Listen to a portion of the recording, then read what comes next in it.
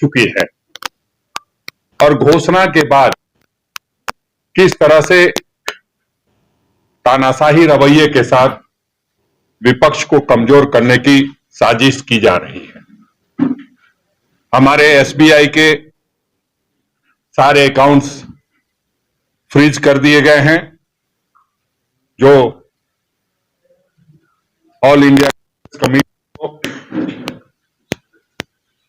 आम जनता के माध्यम से और बाकी सभी प्रकार से जो लोगों से मदद मिलती है, उन खातों को फ्रीज कर दिया गया है और ये कैसा जाने हैं, चुनाव आयोग भी एक निर्धारित खर्च करने की अनुमति देता है और उसको रोकने का प्रयास भारतीय जनता पार्टी केंद्र सरकार द्वारा किया जा रहा है। आपने देखा किस तरह से दिन में हमारे अकाउंट्स को फ्रीज किया जाता है, रात में दिल्ली के मुख्यमंत्री को फ्रीज किया जाता है और आने वाले मैं समझता हूं जिस तरह से प्रधानमंत्री आए विपक्ष की ताकत की ताकत दिखाई दे रही है गठबंधन में, कहीं न कहीं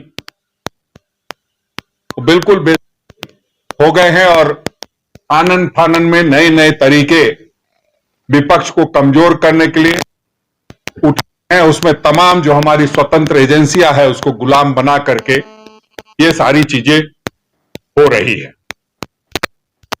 जानते हैं कि हमारे 285 करोड़ रुपया का इस्तेमाल हम नहीं कर पाएंगे क्योंकि वो अब एक तरह से जो केंद्र सरकार है ने जब्त कर लिया है और वो चाहती है कि हम पूरे तरीके से चुनाव नहीं लड़ सके। आप जानते हैं कि चुनाव है तो आप सभी मित्रों की भी जो चाहत होती है कि सभी पार्टियों को बराबर तरीके से आप प्रचार प्रसार कर पाए, उन चीजों पर भी रोक लगाने की एक कवायद है। ये ठीक है कि आपने इलेक्टोरल बॉन्ड के माध्यम से बहुत सारे पैसे इकट्ठे कर लिए हैं और आपको अब पैसे की कोई कमी नहीं है, आप पूरा अखबार का पन्ना भर भर के देंगे, लेकिन अखबार की निष्पक्षता तभी बनी रहती जब हम भी उसका 1/4 आपको दे पाते और वो अब मुझे नहीं लगता कि संभव हो पाएगा। जो उम्मीदवार होते हैं उनके लिए एक अलग राशि देनी पड़ती है, आपके चैनल में स्लॉट के लिए अलग राशि देनी पड़ती है, आपके अखबारों के लिए अलग राशि देनी पड़ती है। तो तमाम चीजों पर एक तरह से हम लोगों पर रोक लगा दी गई है। 2017-18 के एक केस को लेकर इनकम टैक्स डिपार्टमेंट ने 2017-18 के बेसिस के ऊपर 7 साल बाद में जाकर के 7 साल बाद अकाउंट्स को फ्रीज कर दिए जाते हैं।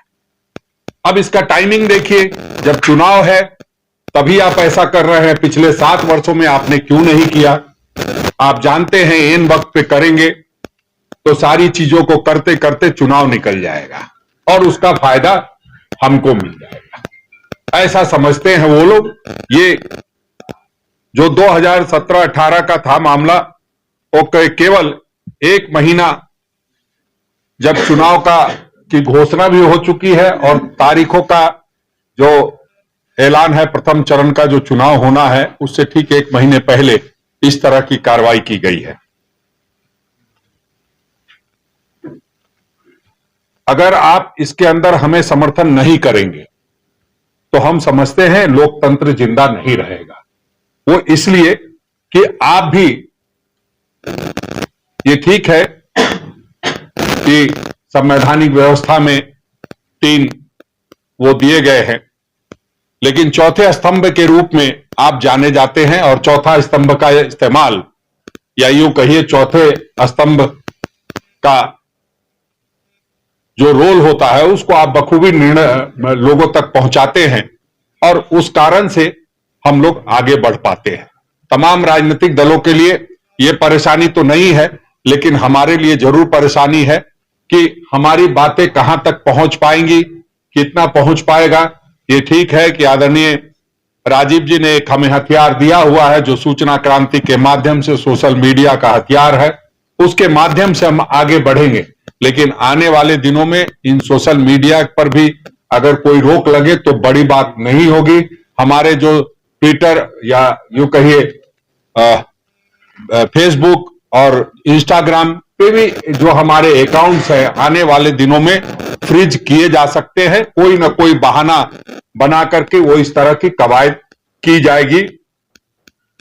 हमारा टोटल जो है 14,40,000 करोड़ रुपया 40,000 बनता है, जो 0.07% है।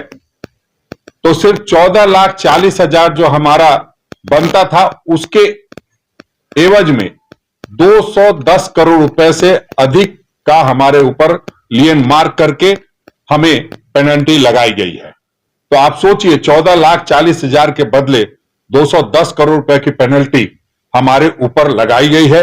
ये कहां का लोकतंत्र है? आप जानते हैं कि जो पॉलिटिकल पार्टी होती है उसको इनकम टैक्स एग्जेम्प्ट रहता है। और अगर ये हो रहा है तो ये भारतीय जनता पार्टी के साथ क्यों नहीं हो सकता?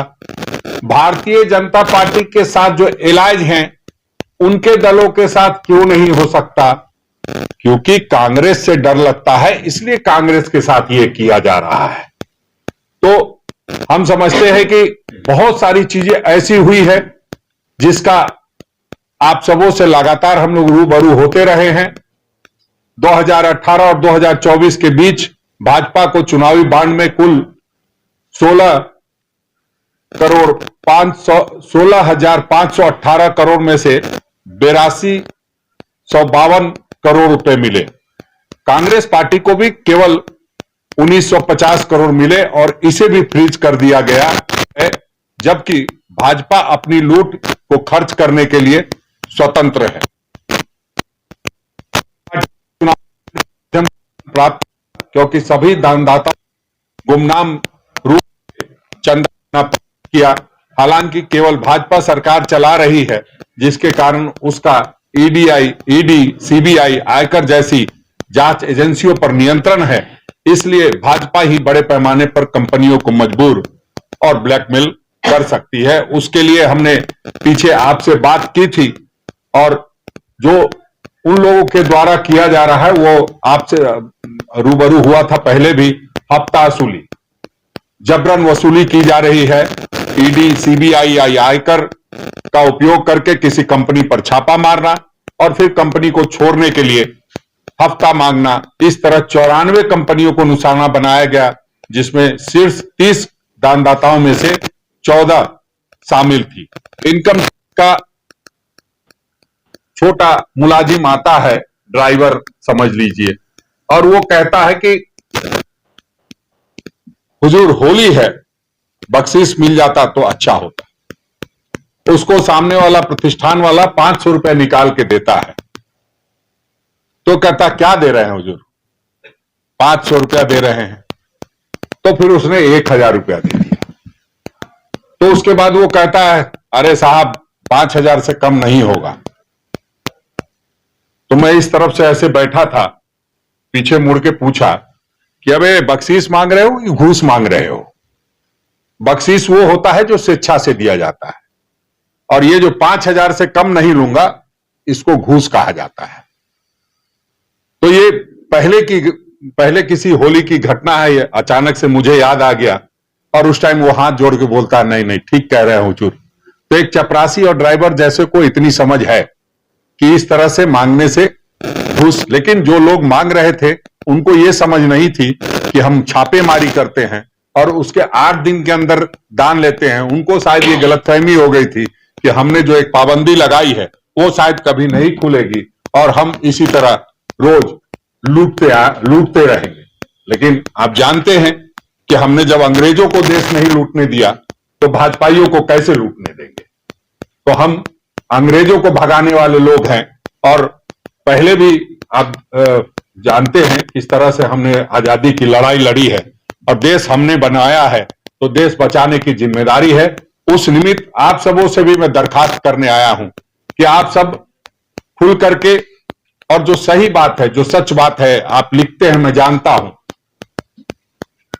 लेकिन अभी और लिखने की और लड़ाई लड़ने की जरूरत है। जब भी कोई नया बदलाव हुआ है उसमें आप पत्रकार साथियों का बड़ा रोल रहा है, और हम समझते हैं उस रोल को निभाने के लिए बहुत पत्रकार मित्र आप देख रहे हैं अपने सोशल मीडिया के माध्यम से सारी बातों का खुलासा कर रहे हैं। वैसे तमाम जो साथी हैं, जो पत्रकार मित्र हैं, मैं आपके माध्यम से उनको भी धन्यवाद करूंगा। जो पूरा इलेक्टोरल बॉन्ड है, कौन किसके नाम पे लिया, उस एवज में क्या दिया, कैसे किया, वो सारी जानकारी उसमें दी गई है। विस्तृत रूप से जानकारी मैं भी आपको प्रेस रिलीज के माध्यम से दूंगा। उनकी जो सेल कंपनी का एक पूरा बवंडर खड़ा किया हुआ था पूरे देश में प्रधानमंत्री जी ने, वो सेल कंपनी का बवंडर देख लीजिए कि जो फर्जी कंपनियां जिसको प्रधानमंत्री जी कहते थे, 29 फर्जी कंपनियां हैं जिन्होंने दान दिया है। 19 कंपनियों को धन शोधन निवारण अधिनियम पीएमएलए बोलते हैं का उल्लंघन करने के उच्च जोखिम वित्त मंत्रालय की सूची में रखा गया था। उनकी गतिविधियों को मोदी सरकार की शर्त से मदद मिली कि किसी कंपनी के मुनाफे की कोई भी राशि चुनावी बॉन्ड के रूप में नहीं दी जा सकती है। पहले शुद्ध लाभ की 7.5% की सीमा थी, अब वो जबरन किसी भी तरह से कोई भी सीमा को पार करके चंदा लेने का और धंधा देने का काम कर रहे हैं। तो और आप जानते हैं 37 व्यापारिक समूह ऐसे हैं जिन्होंने चुनावी बॉन्ड माध्यम से दान दिया है, जिसके बाद उन्हें 4 लाख करोड़ की 243 परियोजना सौंपी गई। 4 लाख करोड़ और 4,000 करोड़ का पैदा हुआ, 4 लाख करोड़ का धंधा में।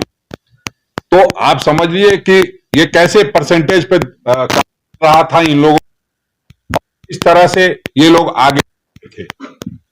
इस व्यक्ति को, या यूं कहिए 80 करोड़ लोगों को ये लोग कहते हैं 5 किलो चावल दे करके कि हम तुम्हें जिंदगी दे रहे हैं, जीविका दे, जिंदगी दे रहे हैं, खाद्यान्न आपको उपलब्ध करा रहे हैं, और खुद कहां से माल ला रहे हैं वो किसी को दे रहे हैं।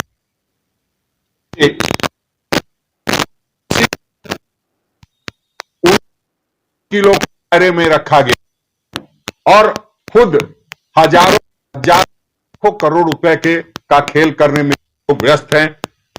तमाम का खुलासा धीरे धीरे हो रहा है, और आप लोगों को वास्तविक स्थिति से इसलिए अवगत कराना जरूरी था क्योंकि चुनाव भी है, होली भी है, और तमाम परिस्थितियों के बाद हमारे पास कुछ भी नहीं है। हमारे पास वो एक कहावत है ना जिसमें कहा था कि तुम्हारे पास क्या है, और एक हीरो जो सर्वाधिक जाने जाते हैं उन्होंने कहा था कि मेरे पास मेरी मां है।